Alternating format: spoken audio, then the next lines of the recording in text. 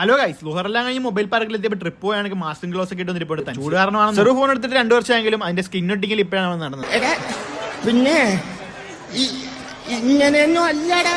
എങ്ങനെ നോക്കിയിട്ട് ഒട്ടിപ്പിടിക്കുന്നില്ല. പിന്നെയാണ് അതിന്റെ കാര്യം മനസ്സിലായത്. ഒട്ടിക്കേണ്ട പീസ് കളഞ്ഞിട്ട് അതിന്റെ പുറത്ത് ലാമിനേഷൻ മാത്രമാണ് ഇത്ര നേരം ഒട്ടിച്ചു. അങ്ങനെ നീണ്ട നേരത്തെ പരിശ്രമത്തിനിടയിൽ ഒരുവിധം അത് ഒപ്പിച്ചെടുത്ത് അവൻ സെറ്റപ്പ് ആക്കി എടുത്തു. 2 hours later. നോമ്പൊക്കെ തുറന്ന് വെളിയിരുന്നപ്പോൾ നല്ല അടിപൊളി മഴ. ഒരു രക്ഷയില്ലാതെ ചൂടായതുകൊണ്ട് കുറച്ചൊന്നും മഴ നനയാന്ന് പറഞ്ഞ് ഞാനും കൂടെ പയ്യെ പുറത്തോട്ടിറങ്ങിയിട്ട് ഉമ്മ നിസ്കാരപ്പായി ഇറങ്ങി വന്നിരിക്കുന്നു. മുട്ടൻ സീൻ.